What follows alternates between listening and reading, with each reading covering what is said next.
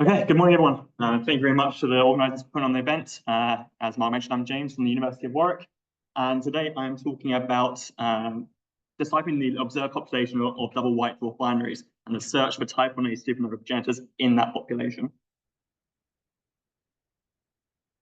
So here's my favourite figure that I wanted to show initially. This is the projection of the LISA spacecraft in the next decade for finding double white dwarf binaries with a period of sub 1 hour. So you see that we can really start in the future probing the outer region of the galaxy and the galactic structure, while in the local population we can make a start with spectroscopic and photometric campaigns. So here are all the systems we currently know in the observed population, where this is just a HR diagram zoomed in on the white dwarf area. The calling sequence of white dwarfs can be found in the green dashed lines, starting at the top left down to the bottom right as they call. And every single star on the diagram is a system we know of and have confirmed. The observed sample is relatively small, about 250 to 300 systems right now, which is few in number. But even when trying to draw conclusions of the full galactic population, the issue is that the sample is plagued by observational biases. This is largely because small, low mass white dwarfs have larger radii, and hence in general have a larger surface area, and hence in general more bright.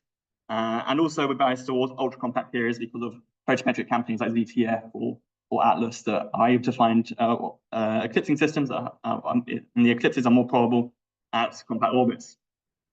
So going one step further and plotting onto a graph here where we have the mass of the more massive star in the double white dwarf on the x-axis and the less massive white dwarf on the y-axis, plotting with the systems for which the mass of both stars are precisely constrained.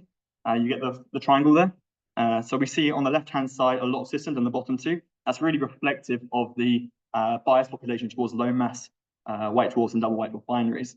And in every single block here, every single region represents a suggested future evolutionary channel for the systems. And I should emphasize that this is not set in stone, so please take this with a pinch of salt. It's just a suggested future pathway. So on the left, we're getting mergers. On the right, we're getting destinations and collapses. Now drawing our attention to the right-hand graph, we see that the total mass of double white dwarfs is expected to be about 0.7 solar masses quite often. And this is well reflected in the observed sample.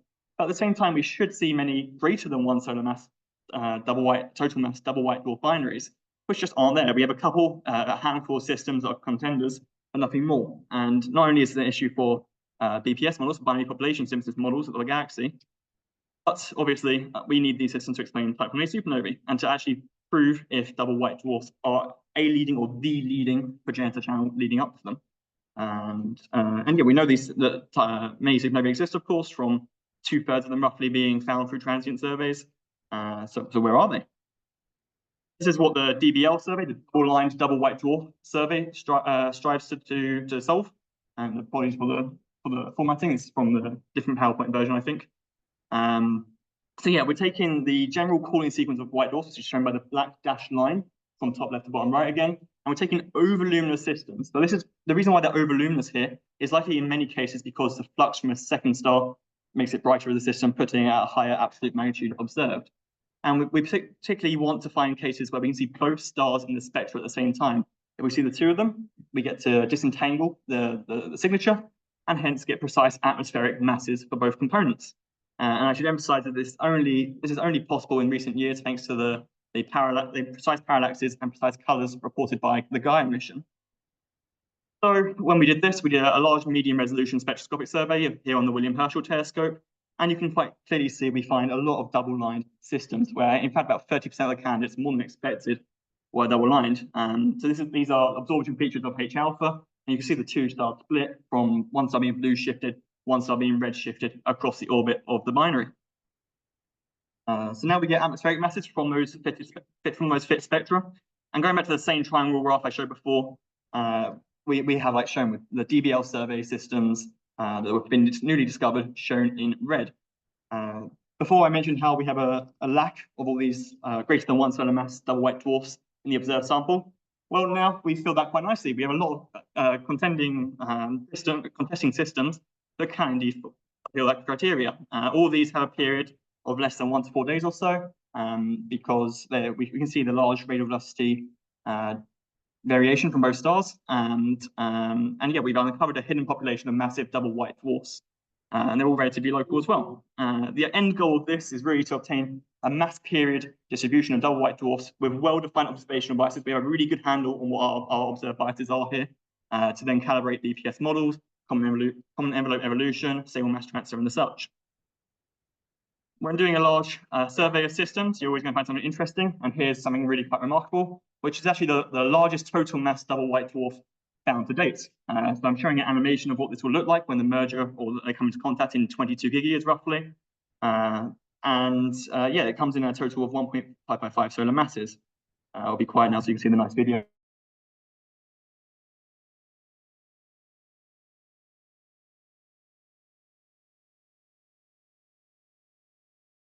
And there you go, a double detonation explosion. So the double detonation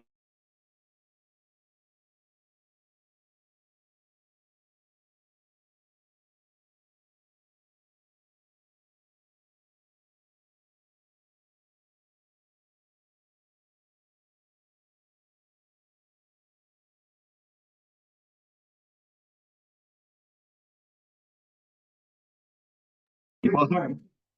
Oh, we're back. I'll just share the screen. Okay, nothing missed. Except my interaction with the cursor. There we go. So what does the ejector actually look like? Here I'm showing projections in the X, Y, and Z plane on the left-hand side. Overall, it will look like a subluminous Type Ia supernova when it detonates, with about 0.1 solar masses of nickel-56 that power the light curve. And being so close at 49 parsecs, we usually think about things in an absolute magnitude scale. Here it will be a apparent magnitude of -16, so 200,000 times Earth than Jupiter, which is a nice statistic too. In conclusion, the DBL survey is probably the only survey at the moment that's actively searching for high total mass double white dwarf binaries that were previously missing from local and volume complete populations of double white dwarfs. We discovered the highest total mass double white dwarf found to date. And if we extrapolate the volume of 49 parsecs to the full volume of the galaxy, we can actually account for about 10% of the galactic rate of Type Ia supernovae.